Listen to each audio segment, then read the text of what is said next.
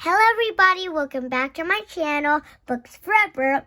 Today we're going to read The Shiny Skates. But we're going to read it a little differently.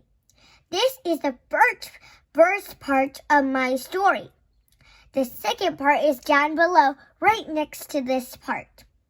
So I hope you listen to both parts. Now let's get started. The Shiny Skates by Elizabeth Koda-Callan. Pause the video to see Elizabeth Koda-Callan's beautiful illustrations. Please do so. So stay updated for the rest of this story.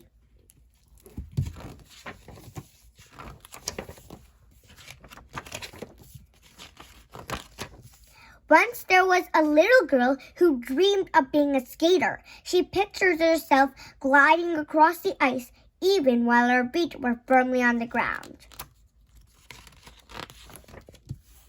The little girl's parents knew of her dream and gave her a pair of white figure skates for her birthday. "Oh, what beautiful skates!" she said as she opened the present. "Now I can really learn to skate." The next day, the little girl and her friend went to test her new skates at a nearby rink. The little girl put them on and wobbled toward the skating area. But when she got on the ice, she found that she could barely stand up. Her feet were slipping and sliding. Her friend, who was already a good skater, tried to show her how to move forward. As the little girl put one foot in front of the other, her feet slipped out from under her and she tumbled backward on the ice. "Ouch!" she cried, and her face became very red. "Ice skating isn't as easy as it looks," she said as her friend helped her up. All afternoon, the little girl struggled to keep her balance. She went home tired and discouraged. Now, discouraged means doesn't want to do it anymore. A few days later, an invitation to her friend's skating party arrived in the mail. Also, don't forget to pause the video to see the illustrations. "I don't think I want to go to the party," the little girl told her mother. "Why not?" asked her mother. "You can wear your new skates." "I can't skate and everyone else will know how. I won't have a good time," the little girl answered. "Ever since you got on your new skates, you've been thinking about taking skating lessons," said her mother. "The party is still several weeks away, so this might be the perfect time to start them." "Yes, it is." Later that day, as the little girl was putting her figure skates away, her mother came into her room. She sat down in a chair beside the little girl. "You know, I remember feeling discouraged with my first try at skating too," she said. "I found something special that helped me and that might help you." The little girl's mother handed her an old yellow envelope tied with a lavender ribbon. The little girl untied the ribbon and opened the envelope. There inside were 2 silver skates on a silver necklace. Your grandmother gave me these skates as a gift when I was learning to skate," said her mother. "And now I'd like you to have them. They will remind you that you can skate. If you just do your best, give yourself another chance." Yes, do give yourself another chance. The little girl admired the tiny, shiny skates. They were so shiny that they almost seemed to glow with their own light. She imagined herself gliding across the ice wearing shiny skates just like the skates on the necklace. The little girl gave her mother a big hug. "Thank you," she said. "I think I will take skating lessons after all." She put on the necklace and decided to wear it to her first class. So shiny.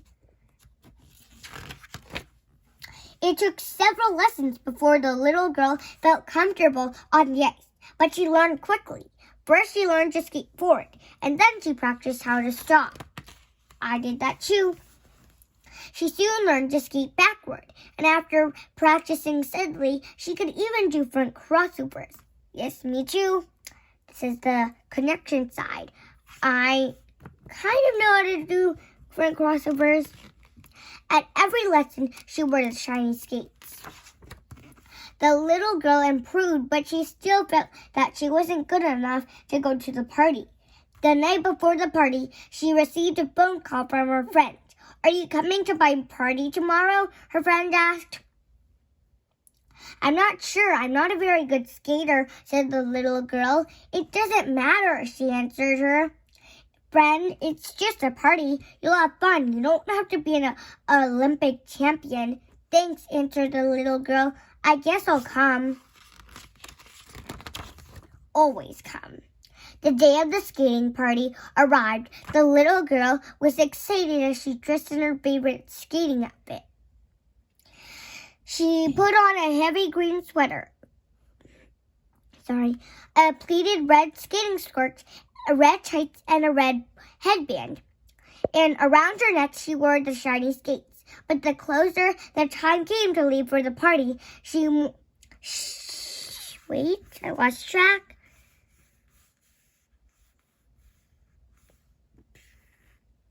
The more nervous the little girl became.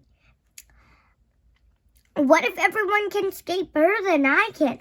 What if no one wants to skate with me? What if I fall and look silly? She thought to herself. No, that will not happen. The little girl glanced down and the glistening tiny skates caught her eye. She held them in her hand and remembered what her mother had said.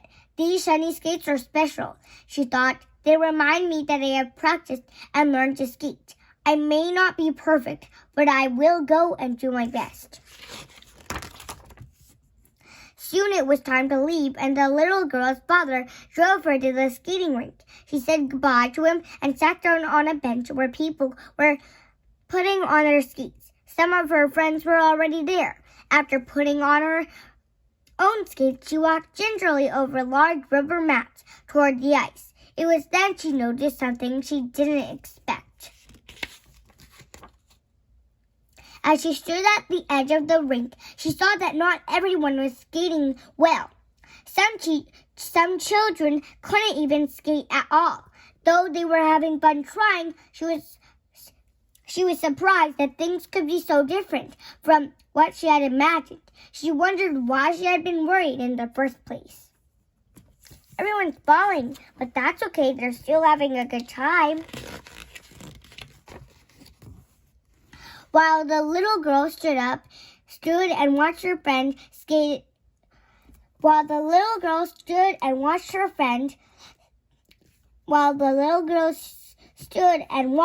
her friend skated up to her.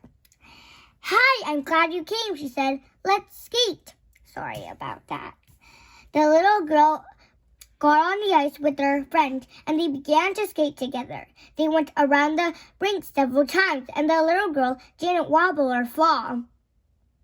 "Wow," her friend said, "you're a good skater now. You must have practiced a lot." The little girl smiled to herself. She was pleased that she had practiced so hard.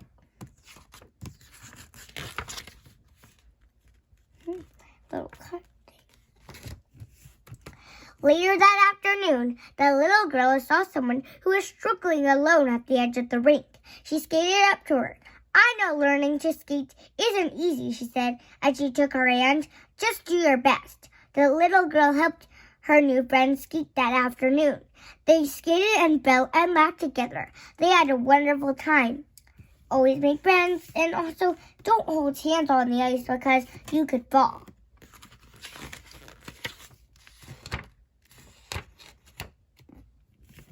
The little girl was happy that she had decided to go to the party.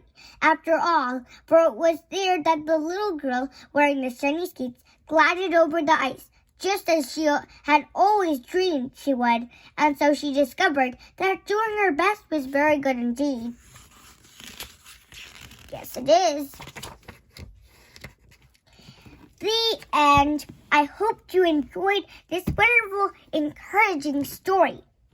Now, I really like this book because it tells you that you might not be very good at first, but you will get better and better if you try and harder and You don't have to be perfect.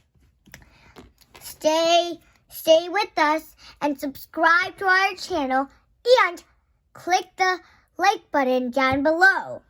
I hope you enjoyed a very nice time with us. Bye!